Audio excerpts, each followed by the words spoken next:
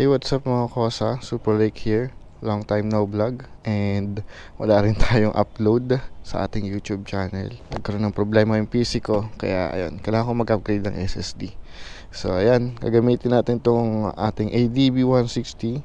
At isi-share ko din sa inyo kung bakit itong Rouser 180 ang aking pinang-daily, hindi itong ADB 160. At ayun, punta muna tayo sa POEA. Yan, huhulog lang tayo ng SSS ni Hachi. Let's go. May nalimutan ako, yung gloves ko. Ang init pa naman ngayon. Although nag-uulan na naman, pero syempre yung tirik ng araw sobrang sakit pa rin sa balat. Kaya dapat lagi tayong mag-gloves and long sleeve kung wala kayong jacket, para ma-prevent natin yung sakit sa balat, kasi hindi na biro yung init ngayon. So ayun, bakit nga ba Rouser 180 yung pinang-daily ko pampasok ng trabaho? Unang-una is yung kanyang lapad. Mahaba siya pero manipis siya compare dito sa ADB na tinan mo naman ang bulky niya. Pangalawa is yung kanyang manibela. Yung manibela kasi noon is para siyang sports touring o sports naked, ewan, basta naked siya, na yung manibela niya is nakagano, no, parang sub-sub. So mababa siya sa mga side mirror ng mga sasakyan, kaya hindi siya tumatama. Hindi katulad nitong ADB 160 na mataas yung kanyang side mirror, malapad yung kanyang handlebar na tawag dito. Oo. Tapos meron pa siyang ganito, cover sa lever.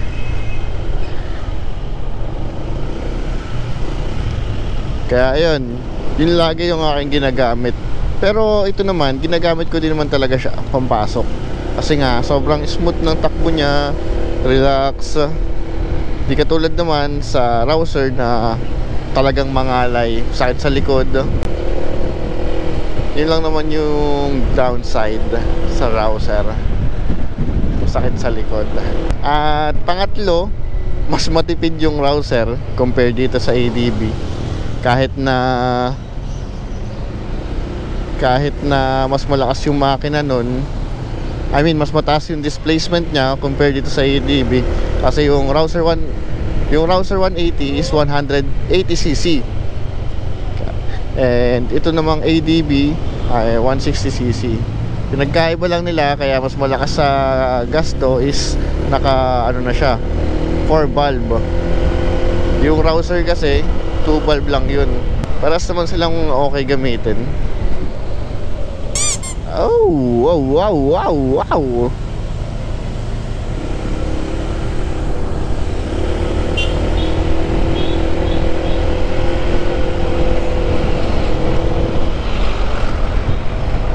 Hindi kasi ako makasingit dito sa Rouser pag ito yung hindi kasi ako makasingit dito sa ADB pag ito yung aking gamit.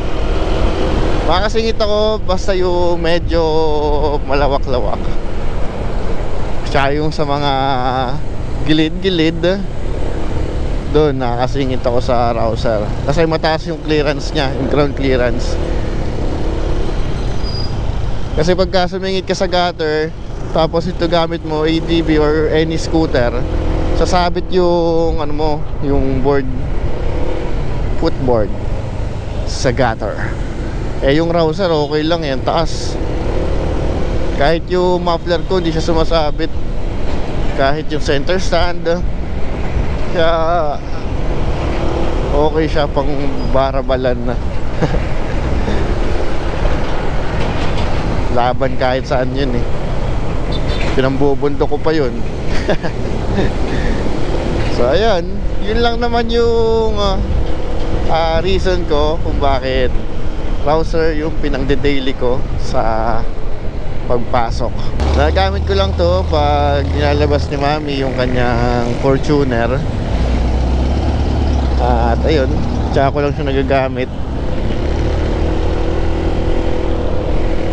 At pag may ride kami, ginagamit ko din to, lalo pag yung malayuan. Tulad ng mga ayan, Pulilio, Quezon, Infanta, Marilake. Pero pag yung ride talaga na balikan lang, ginagamit ko yung Rouser, pangwalwalan.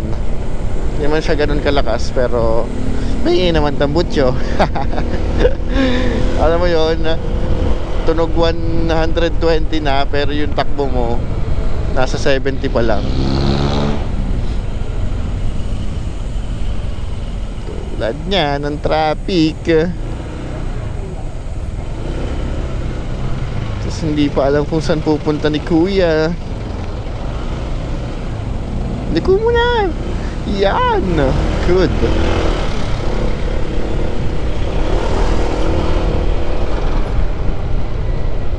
Init. Ang sakit sa balat.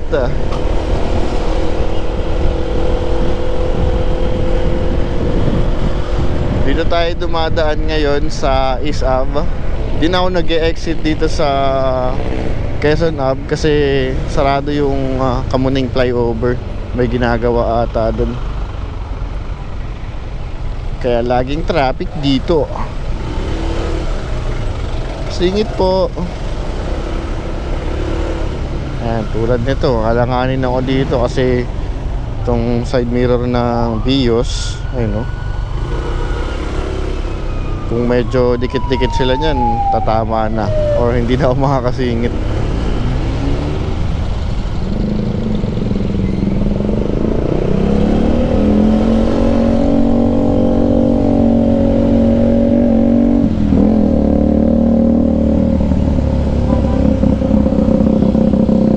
Ito ang tunog ah. Excuse me.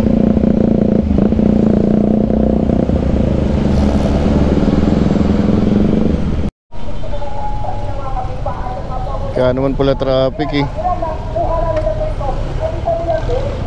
May rally ang ating mga jeepney driver.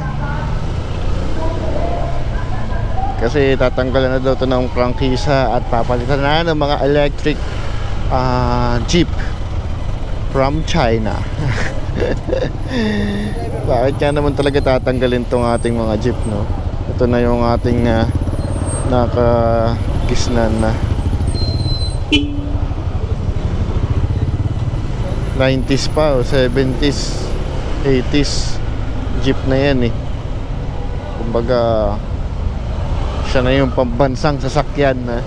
Ayun o, walang dumadaan dito sa flyover kasi nga sarado. Let's go. Pagdating naman dito sa Cubao eh hindi na ganun ka-traffic.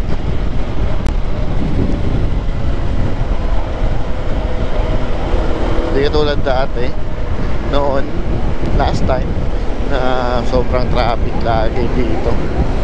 Mahirap sumingit. Ngayon o, easy na lang.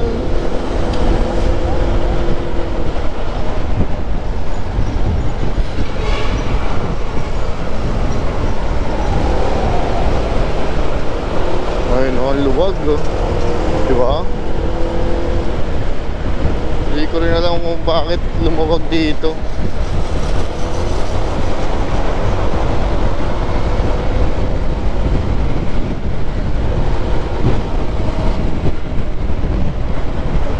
Sheesh.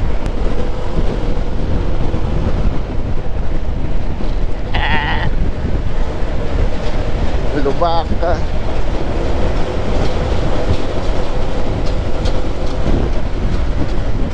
Pagdating dito, ayan, traffic na.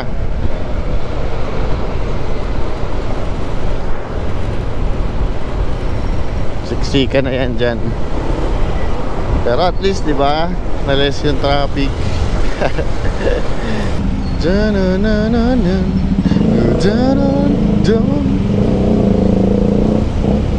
Pasingitin niyo ako.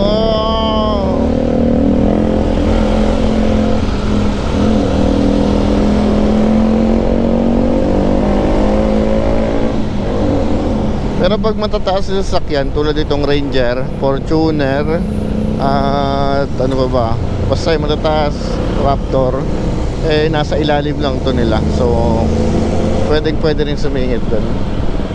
Pero pag mga sedan, hatchback, eh yun, dun ako nahihirapan.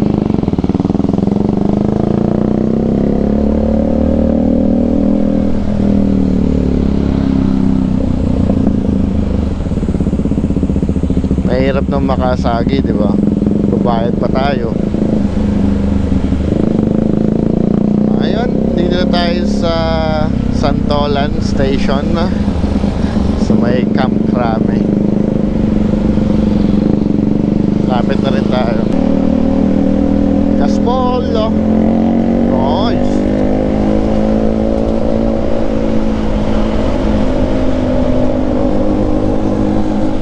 Ganda talaga ng tunog ng SC Project. Ang lulupit ng mga taxi, oh, dumadaan sa bus lane. Ayun, oh, ang lupit. Pag kayo nahuli, ay GG. Ubos ang inyong income today. Ang init. Ang init ng helmet ko.